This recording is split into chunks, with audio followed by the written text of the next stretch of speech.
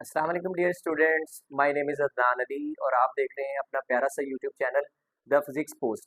Dear students, आज का topic आपका बहुत ही इंपॉर्टेंट लॉन्ग क्वेश्चन है। इस टॉपिक को स्टार्ट करने से पहले आपको मोशन जो अभी तक हमने पढ़ी है इस चैप्टर में, उसको बच्चों वन डायमेंशनल मोशन कहा जाता है, जिसमें ऑब्जेक्ट सिर्फ किसी स्ट्रेट लाइन के ऊपर मूव कर रहा होता है अलॉन्ग एक्स एक्सिस, या आप एक बॉल की मोशन को ऑब्जर्व कर रहे होते हैं, जैसे आप फ्रॉम सम हाइट उसको ड्रॉप कर दें तो वो भी वन डायमेंशनल मोशन होती है अलॉन्ग वाई एक्सिस। लेकिन बच्चों, आज जो आप टॉपिक सीखने जा रहे हैं इसमें हम दोनों मोशंस को कंबाइन करेंगे। मतलब हमने एक ऐसी बॉडी की मोशन को ऑब्जर्व करना है जो टू डायमेंशनल वे में मूव कर रही होगी। तो टू डायमेंशनल वे में जो बॉडी मोशन परफॉर्म कर रही होती है या किसी भी बॉडी की टू डायमेंशनल मोशन का नेम जो है प्रोजेक्टाइल मोशन होता है। हम डेफिनेशन से आगाज करेंगे और फिर कुछ इंपॉर्टेंट टर्म्स आपने इसमें सीखनी है। तो प्यारे बच्चों, आप साथ इसके कॉपी पेंसिल अपने नोट्स वगैरह बनाने स्टार्ट कीजिए। डेफिनेशन से हम आगाज करेंगे। प्रोजेक्टाइल मोशन की डेफिनेशन है जी कि it is two dimensional motion under constant acceleration due to gravity and inertia. यानी कि प्रोजेक्टाइल मोशन एक ऐसी मोशन होती है जो टू डायमेंशनल है, और इसमें जो मेन फैक्टर्स हैं कि बॉडी के ऊपर जो एक्सेलरेशन है वो ड्यू टू ग्रेविटी होगा, दैट इज इक्वल टू जी, और उसकी वैल्यू आप जानते हैं 9.8। और इसी तरह इसमें इनर्शिया सेकंड रोल प्ले कर रहा होता है। जैसे आपने रियल लाइफ में देखा हुआ है कि अगर हम किसी बॉल को या किसी फुटबॉल को ग्राउंड से अगर सम एंगल थीटा शूट कर दिया जाता है, तो फुटबॉल की मोशन कुछ इस तरह की होगी कि आपने ग्राउंड से अगर लॉन्च किया है तो वो यूं स्ट्रेट जाएगा। मतलब आप देख रहे होते हैं कि आहिस्ता आहिस्ता वो रेस कर रहा होता है, कुछ डिस्टेंस भी कवर कर रहा होता है, और देन फाइनली जाके फॉल कर लेता है। तो हम इसकी कुछ एग्जांपल्स देखते हैं, फिर कुछ मजीद कॉन्सेप्ट्स इसमें आपको सीखने को मिलेंगे। तो जरा देखिए इसकी बच्चों, इस तरह की एग्जाम्पल आप ले सकते हो कि लेट्स से ये एक एक्स और वाई एक्सिस सिस्टम में हम ये एग्जांपल पिक कर रहे हैं कि लेट्स से एक फुटबॉल है और इसको ग्राउंड से at some angle theta launch किया गया है, शूट आउट कर दिया जाता है। तो आप देखेंगे इसकी मोशन कुछ इस तरह की होगी कि यहाँ से ये स्ट्रेट जाएगा और देन ये मूव करता हुआ इस तरह का एक पाथ कवर करेगा और फाइनली जाके ग्राउंड के ऊपर इंसिडेंट हो जाएगा। तो आप देख सकते हैं इस केस में आपको ये ऑब्जर्व भी हो रहा है कि बच्चों फुटबॉल जो है ये रेज हो रहा है, यानी कि वर्टिकली भी इसने डिस्टेंस कवर किया है, कुछ हाइट भी गेन कर रहा है, और एज वेल एज ये अलॉन्ग एक्स एक्सिस भी मूव कर रहा है। तो जो बच्चों इस तरह की मोशन होती है ये टू डायमेंशनल मोशन है, क्योंकि इसमें बॉडी अलॉन्ग एक्स एक्सिस भी ट्रैवल कर रही है और इसने कुछ वर्टिकल हाइट भी गेन की होती है। तो इस तरह की जितनी भी मोशंस आप स्टडी कर रहे होते हैं उनको प्रोजेक्टाइल मोशन कहा जाता है। एक आप और एग्जांपल ले सकते हो। अच्छा, इस केस में जो बात एक समझने वाली है कि हमने इस बॉडी को जस्ट एक इनिशियल वेलोसिटी प्रोवाइड की होती है, मतलब हम तो जस्ट शूट कर रहे होते हैं एट सम एंगल थीटा, लेकिन आप देख सकते हैं कि यहाँ वेलोसिटी के दो कंपोनेंट्स बन जाते हैं। एक वो हिस्सा है वेलोसिटी का जो बॉडी को सामने की तरफ पुल कर रहा है, और एक वो पार्ट है जो बॉडी को अपवर्ड भी पुल कर रहा होता है। तो बच्चों, जब इस तरह की मोशन आ जाती है तो वेलोसिटी हमारे दो कंपोनेंट्स में रिजॉल्व हो जाती है। वन कंपोनेंट इसको अलोंग एक्स एक्सिस ट्रैवल करवा रहा होता है, एंड अदर कंपोनेंट जो है इसको वाई एक्सिस की तरफ रेस करवा रहा होता है। सही है, और ये वेरी कर रहे होते हैं। अगर तो बॉडी हाइट से, जैसे हम इसकी एक सेकंड एग्जांपल देते हैं, मतलब यहाँ पे आप ये लिख सकते हैं कि a football kicked by a player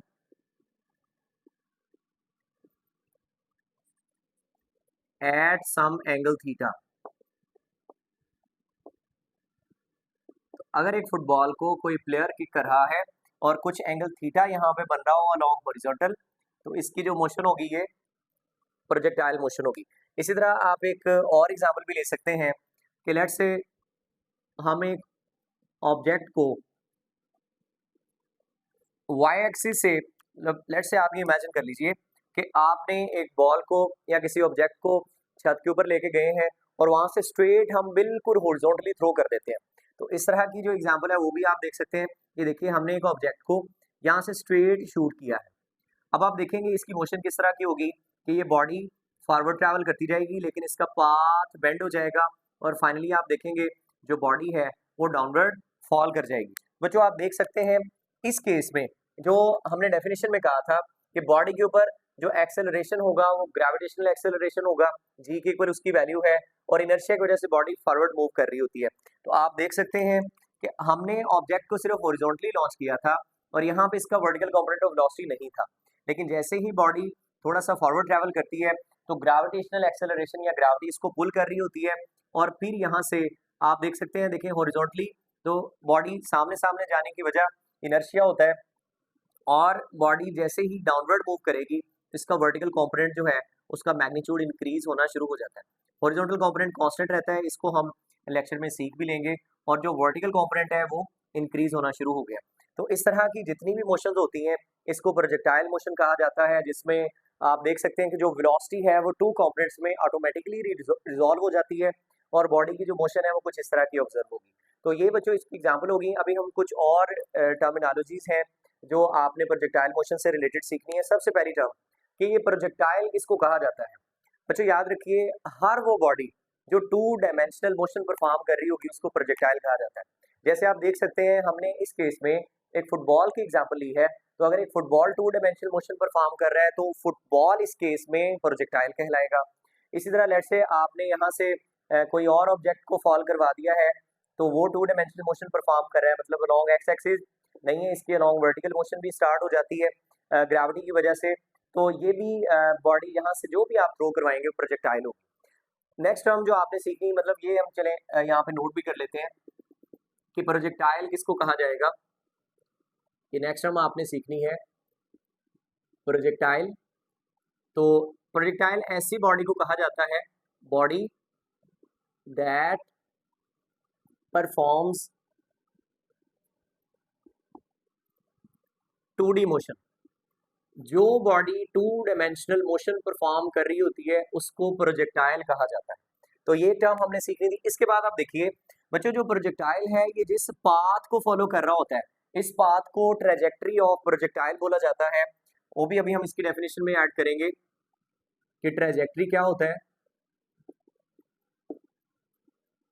trajectory ये बच्चों कहा जाता है वो पाथ जिसको कोई प्रोजेक्टाइल फॉलो कर रहा होता है, the path followed by projectile. वो पाथ जो प्रोजेक्टाइल फॉलो कर रहा होता है is called trajectory of projectile. तो ये सेकंड टर्म थी।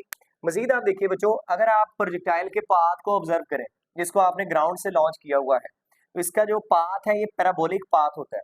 तो यहाँ पे पाथ के रिलेटेड दो इंपॉर्टेंट पॉइंट्स आपको बताने जा रहा हूँ बच्चों। अगर तो आप एक प्रोजेक्टाइल को शॉर्ट रेंज के लिए थ्रो करते हैं, मिसाल के तौर पे हम यहाँ पे खड़े होके ऐसे किसी बॉडी को स्ट्रेट लॉन्च कर दें, तो इसका जो पाथ होगा ये जिस तरह का ये यू शेप बन रहा होता है इसको पैराबोलिक पाथ कहा जाता है। और फॉर एग्जांपल अगर आप लॉन्ग रेंज के लिए देखें, जैसे लॉन्ग रेंज मिसाइल्स होते हैं, आप अगर बहुत लंबे फासले तक किसी ऑब्जेक्ट को थ्रो कर देते हैं तो अर्थ की शेप हमारी स्फेरिकल है, तो उस लिहाज से अगर देखा जाए तो जो पाथ होगा प्रोजेक्टाइल का वो पैराबोलिक नहीं रहेगा, वो एलिप्टिकल पाथ में कन्वर्ट हो जाएगा। तो ये दो पॉइंट्स हम यहाँ पे लिखने जा रहे हैं कि शॉर्ट रेंज के लिए अगर रेंज है शॉर्ट,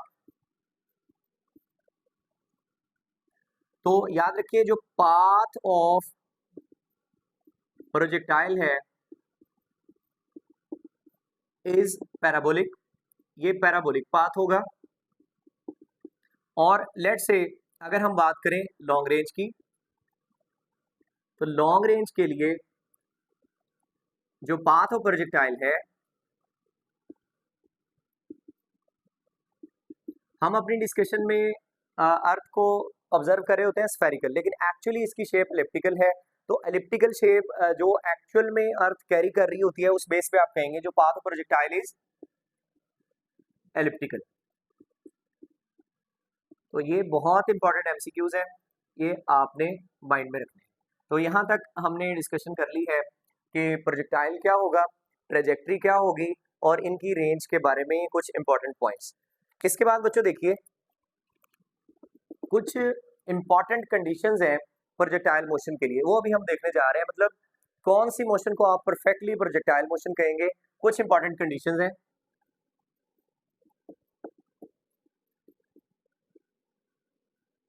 कंडीशन नंबर 1 ये है बच्चों के हम जिस प्रोजेक्टाइल की मोशन को स्टडी करने जा रहे हैं वो हम शॉर्ट रेंज के लिए उसको ऑब्जर्व कर रहे हैं, और अर्थ को हमारी शॉर्ट रेंज डिस्कशन में फ्लैट कंसिडर किया जाएगा। तो पॉइंट नंबर 1 क्या है, अर्थ should be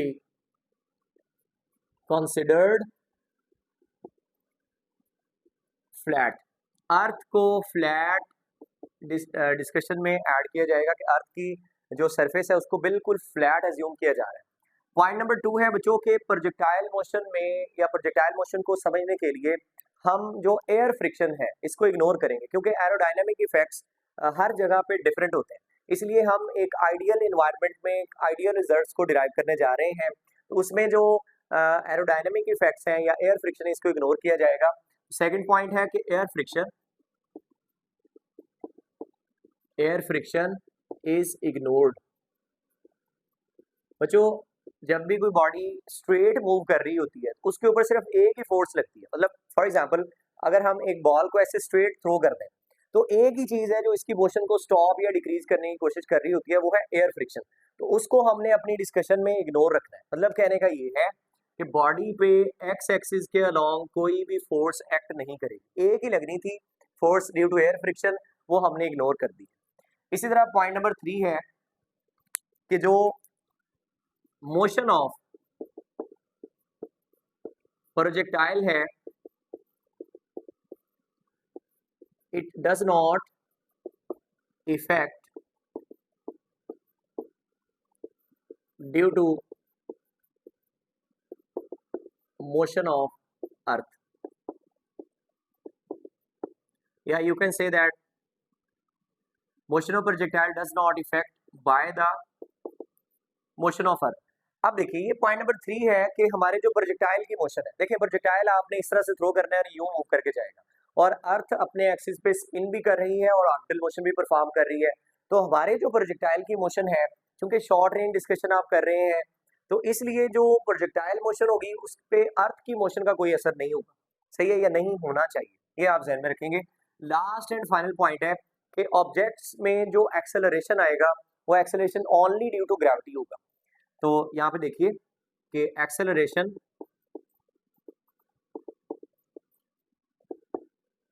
is only due to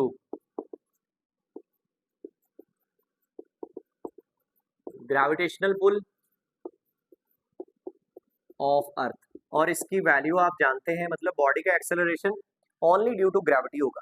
तो यू कैन राइट एज कि बॉडी में जो एक्सेलरेशन होगा ये जी के इक्वल है और इसकी वैल्यू को कंसिडर किया जाएगा 9.8 मीटर पर सेकंड स्क्वायर।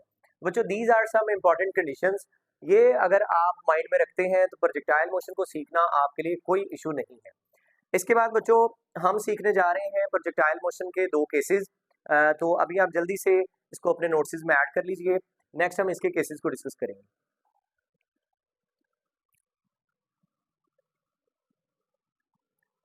जी प्यारे बच्चों, अभी हम पढ़ने जा रहे हैं प्रोजेक्टाइल मोशन के केसेस।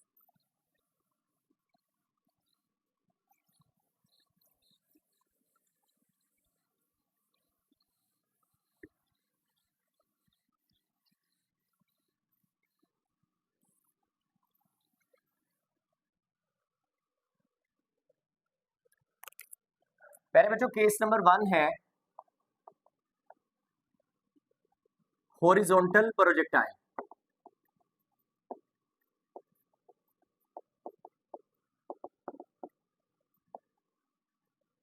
या आप ये भी यहाँ पे हेडिंग दे सकते हैं कि आप प्रोजेक्टाइल इज थ्रोन हॉरिजॉन्टली, ये भी आप लिख सकते हैं। अच्छा जी, हॉरिजॉन्टल प्रोजेक्टाइल क्या है जरा तवज्जो कीजिए। हम ये इमेजिन कर रहे हैं कि लेट्स से ये एक्स और वाई एक्सिस के सिस्टम में एक बॉडी को आप थ्रो कर रहे हैं स्ट्रेट अलोंग एक्स एक्सिस। मतलब ये एक बॉडी है, इसको आपने straight along x axis project कर दिया। तो जरा तवज्जो कीजिए, हमने इस बॉडी को वेलोसिटी प्रोवाइड की है only along x axis. VIX represents the initial velocity of the projectile along x axis. मतलब आप स्ट्रेट ऐसे आप कह लें कि हम छत के ऊपर जाके एक बॉडी को बिल्कुल सामने थ्रो कर दिया।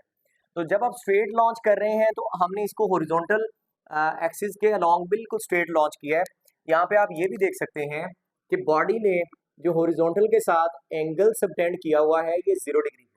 सही है, ये चीज़ आपने माइंड में रखनी है। और दूसरी इंपॉर्टेंट चीज़, क्योंकि ये पहला जो केस है इसमें सिर्फ हॉरिजॉन्टल मोशन को डिस्कस किया जाएगा, एक प्रोजेक्टाइल को सिर्फ हॉरिजॉन्टली लॉन्च किया जा रहा है, तो दूसरी इंपॉर्टेंट टर्म जो आपने माइंड में रखनी है वो ये है बच्चों के हमने इस बॉडी को कोई भी initial velocity along Y axis provide नहीं की हुई। इसका क्या मतलब है कि हमारी बॉडी सिर्फ स्ट्रेट हमने थ्रो की थी, हमने अपवर्ड थ्रो नहीं की, हमने initial velocity along Y axis बिल्कुल प्रोवाइड नहीं की हुई। ये इंपॉर्टेंट डेटा आपने माइंड में रखना है। अच्छा जी, हमारे इस केस में अगर आप देखें तो प्रोजेक्टाइल जिसको आपने स्ट्रेट लॉन्च किया है, ये कौन सा स्ट्रेट चलता रहेगा, इसने आप देखेंगे फॉर सम डिस्टेंस ये स्ट्रेट जाएगा, उसके बाद आप देखेंगे कि प्रोजेक्टाइल का जो पाथ है ये बेंड हो जाएगा और ये प्रोजेक्टाइल हमारा ग्राउंड पे जाके स्ट्राइक करेगा।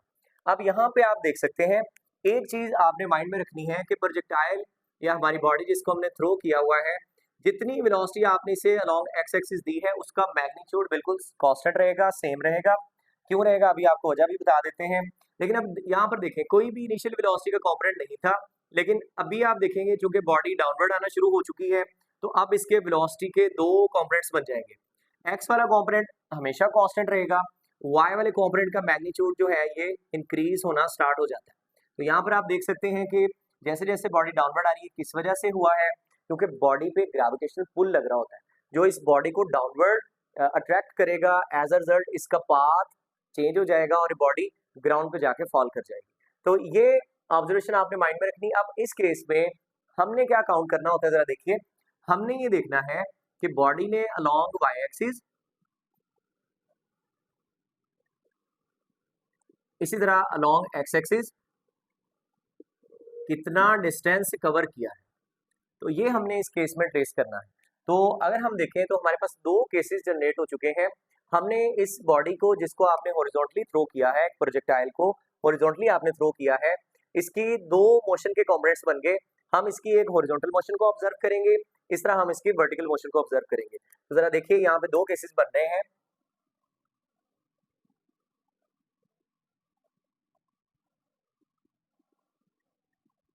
पहला केस है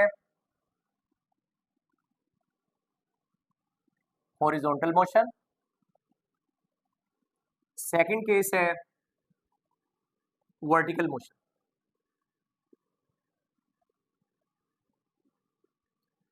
जी प्यारे बच्चों, हॉरिजॉन्टल मोशन में अगर आप देखें जब भी आपने किसी स्पेसिफिक एक्सिस के अलोंग मोशन को डिस्कस करना होता है तो हमने ये देखना है कि उस एक्सिस पे बॉडी के ऊपर कितनी फोर्सेस एक्ट कर रही हैं।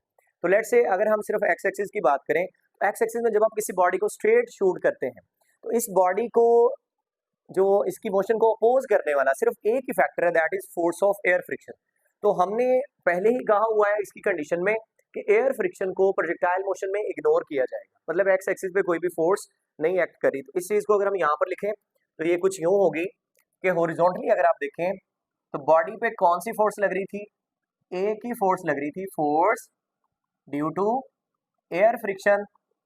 और हमने एयर फ्रिक्शन को प्रोजेक्टाइल मोशन के लिए क्या इमेजिन किया हुआ है, जीरो, मतलब हम इग्नोर कर रहे हैं। अब जब आप एफ एक्स को जीरो कहेंगे तो according to second of motion, अच्छा ये देखिए ये सेकंड ऑफ मोशन के साथ हम रिलेट करने जा रहे हैं। Second of motion F equal होता है एम ए के, you can simply write as F X is equal to M A X, क्योंकि मैस कांस्टेंट है, चेंज होने वाले फैक्टर या फोर्स है या एक्सेलरेशन है। तो यहाँ पर आप देखिए हमने चूंकि कह दिया कि एफ एक्स जीरो है, अगर आप ये जीरो पुट करें तो M A X is equal to zero. अब बच्चों जब भी दो वैल्यूज मल्टीप्लाई होके जीरो के इक्वल होती है तो उसमें से एक वैल्यू नॉन जीरो होती है और एक वैल्यू जीरो होती है। अब mass of the body can never be zero, तो मैस जीरो नहीं है और इसका ये मतलब हुआ कि फिर जीरो क्या होगा, हमारा जो ए एक्स फैक्टर है ये जीरो होगा।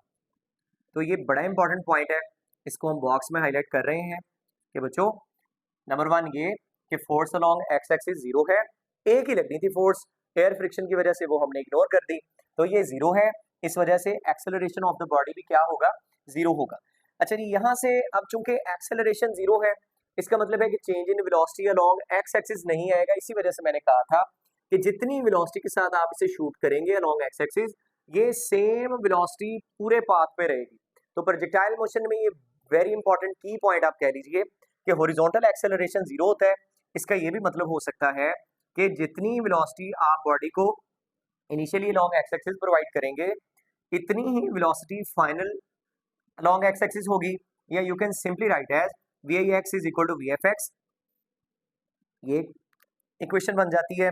या आप इसे यूं कह सकते हैं कि हॉरिजॉन्टल जो हॉरिजॉन्टल वेलोसिटी है इट ऑलवेज रिमेन्स कांस्टेंट। तो ये बहुत ही इंपॉर्टेंट पॉइंट्स है, यानी कि हॉरिजॉन्टली बॉडी की वेलोसिटी चेंज नहीं होगी। अगर आप सेकंड केस पे चले जाएं तो सेकंड केस है हमारा वर्टिकल मोशन। अब हॉरिजॉन्टली तो हमने देख लिया कि बॉडी पे फोर्स नहीं लग रही, फोर्स एक लग रही थी, हमने उसको इसकी कंडीशंस में मेंशन किया हुआ कि हम इग्नोर करेंगे। लेकिन बच्चों इसके बावजूद एक फोर्स अभी भी एग्जिस्ट कर रही है जो बॉडी की मोशन को आप देख रहे हैं चेंज कर रही है, और बॉडी की मोशन इस तरह से चेंज होकर बॉडी डाउनवर्ड फॉल कर रही है, and that is the force due to acting due to the body weight. जितना बॉडी का वेट होगा उतनी फोर्स लगेगी। इसका मतलब हम ये कह सकते हैं कि एक फोर्स अभी भी लग रही है। देखें, जो बॉडी डाउनवर्ड फॉल कर रही है उसमें भी दो ही फोर्सेस लग रही है। जो बॉडी डाउनवर्ड फॉल करेगी इसमें एक फोर्स लगेगी ड्यू टू एयर फ्रिक्शन, जैसे कि बॉडी स्पीडली डाउनवर्ड गिर रही हो तो एयर फ्रिक्शन जो है इसे अपवर्ड अपोज करने की कोशिश करती है। लेकिन बॉडी चूंकि स्ट्रेट, इसको हमने इग्नोर किया हुआ है, और जो एयर फ्रिक्शन है वो हमने ऑलरेडी इग्नोर की हुई है, लेकिन इसके बावजूद एक फोर्स अभी भी लग रही है जो बॉडी को डाउनवर्ड लेके आ रही है, and that is the force due to gravity, या ग्रेविटेशन पुल जो है बॉडी का वो एक्ट कर रहा होता है। तो जरा देखिए, फोर्स ड्यू टू ग्रेविटी ये बॉडी के ऊपर एक्ट कर रही है, and that is F Y which is not equal to zero. F Y zero नहीं होगा, बल्कि आप यूं कह सकते हैं कि बॉडी के ऊपर जो वर्टिकली फोर्स लग रही है ये वेट के इक्वल है, और आप इसे लिख सकते हैं एम जी। तो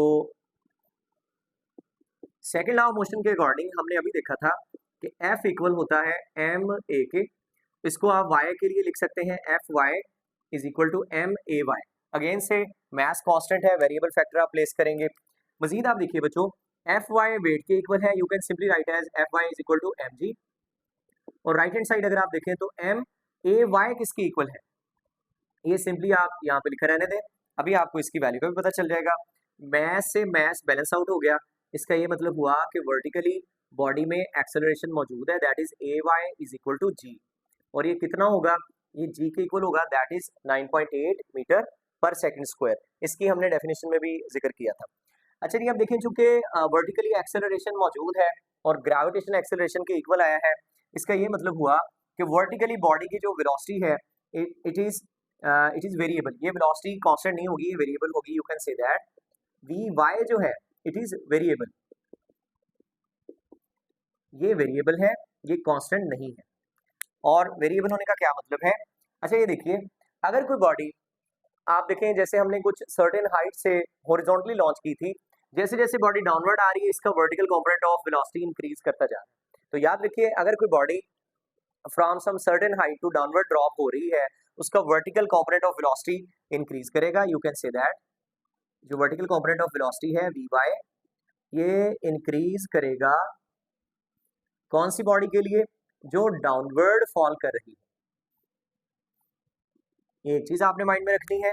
सेकंड फैक्टर देखिए, अगर एक बॉडी आप ग्राउंड से लॉन्च कर रहे हैं, अब ग्राउंड से जो लॉन्च करेंगे आप देखेंगे बॉडी कुछ स्टार्ट में आप देखें इनिशियली कुछ हाइट गेन कर रही होती है, लेकिन उसके बाद आप देखते हैं कि वो स्पेसिफिक हाइट के ऊपर जाके उसके बाद ड्रॉप होना शुरू हो जाती है। तो जब कोई बॉडी ग्राउंड से लॉन्च की जाएगी तो उसका जो वर्टिकल कंपोनेंट ऑफ वेलोसिटी है वो डिक्रीज कर रहा होगा। तो इसको आप यूं लिखेंगे कि वर्टिकल कंपोनेंट ऑफ वेलोसिटी ये डिक्रीज करेगा, इट डिक्रीजेस किसके लिए, जो बॉडी आप अपवर्ड थ्रो करेंगे।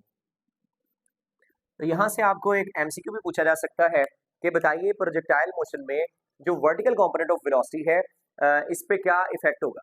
तो आपने वो वाला ऑप्शन सेलेक्ट करना है जिसमें इंक्रीज बोथ ऑप्शन आ जाए, इंक्रीजेस एंड डिक्रीजेस। तो बच्चों ये कुछ बहुत ही इंपॉर्टेंट डेटा आपके सामने हाईलाइट किया है कि जब भी आप प्रोजेक्टाइल मोशन को डिस्कस करेंगे तो कुछ टर्म्स, कुछ जनरल डेटा आपने अपने माइंड में रखना है। जैसे हॉरिजॉन्टल एक्सेलरेशन जीरो होगा, force along x axis zero होगी, इसके साथ हम डिराइव करेंगे, हमने कैलकुलेट करने थे इनके distances along x axis and Y axis, तो अभी हम वही डिराइव करने जा रहे हैं। जरा देखिए, अगर आप बात करें एक्स एक्सिस की, तो एक्स एक्सिस के अलोंग बॉडी ने जो डिस्टेंस कवर किया है वो अभी हम ट्रेस करने जा रहे हैं। किस तरह से आप ट्रेस करेंगे, आप यूज कर लीजिए second equation of motion. According to that S is equal to V I T plus 1/2 A T का स्क्वायर, या आपने सिर्फ इसको अलॉन्ग एक्स एक्सिस पिक करना है, इसलिए आप इसको यूं लिख सकते हैं S X is equal to V I X, और इसी तरह यहाँ पे आएगा A X into T square. अच्छा मजीद बच्चों देखिए, यहाँ पे जो ए एक्स है ये किसके इक्वल है, जीरो के इक्वल, चूंकि हमने कहा है कि बॉडी पे जो हॉरिजॉन्टल एक्सेलरेशन है वो जीरो के इक्वल होगा, क्योंकि फोर्स कोई एक्ट नहीं कर रही होती। तो you can simply write as X X is equal to V I X into T. अगर आप ये चाहते हैं कि बॉडी का हॉरिजॉन्टल डिस्टेंस ट्रेस कर लें, तो जस्ट अगर आपको इनिशियल वेलोसिटी का पता हो और वो टाइम जिसमें ये प्रोजेक्टाइल डाउनवर्ड फॉल कर रहा है, आप दोनों को मल्टीप्लाई करेंगे, आपको इसका फाइनल आंसर मिल जाएगा। सेकंड जो हमने यहाँ पर देखना है वो है मोशन लॉन्ग वाई एक्सिस में, वाई एक्सिस के लॉन्ग बॉडी का जो हाइट वैल्यू है वो आप कैसे ट्रेस करेंगे। उसके लिए अगेन आप यूज करेंगे second equation of motion, S is equal to V I T plus 1/2 A T का स्क्वायर, या आप इसको यूं लिख सकते हैं वाई एक्सिस के along S Y V I Y A Y T का स्क्वायर। अब आप देखिए कि वी आई वाई, जैसे हमने ये कहा हुआ है, ये हमारा केस था कि इसमें हमने initial velocity along y axis provide ही नहीं की हुई बॉडी को, क्योंकि आपने प्रोवाइड नहीं की हुई इसलिए ये वाला फैक्टर हमारा जीरो हो जाएगा, और एक्सेलरेशन ए वाई ये जी के इक्वल है, अभी हमने यहाँ पर ट्रेस भी किया हुआ है, तो ये आ जाएगा S Y is equal to 1/2 A Y replace हो जाएगा जी से, तो जी टी का स्क्वायर, या एस वाई को आप इसकी हाइट भी कह सकते हैं, क्योंकि आप देख सकते हैं वर्टिकली बॉडी ने ये हाइट कवर की हुई है, तो you can simply write as H is equal to 1/2 G T का स्क्वायर। ये एक बहुत ही इंपॉर्टेंट रिजल्ट है, इसको आप सिंपली एक और फॉर्म में भी मॉडिफाई कर सकते हैं। जैसे बच्चों इसको हम यूं लिख सकते हैं यही रिजल्ट को कि h is equal to 1/2 G T का स्क्वायर, या you can simply write as, यहाँ से अगर हम टी स्क्वायर निकालें दैट इज द टाइम, वो कैसे निकलेगा, 2h से मल्टीप्लाई होगा और g डिवाइड कर देंगे आप, तो ये आ जाएगा t square is equal to 2h divide by g. यहाँ से आप अगर दोनों तरफ स्क्वायर रूट ले लें तो आप देखिए हम जो बॉडी का टाइम है वो भी कैलकुलेट कर सकते हैं, और ये बहुत इंपॉर्टेंट रिजल्ट है।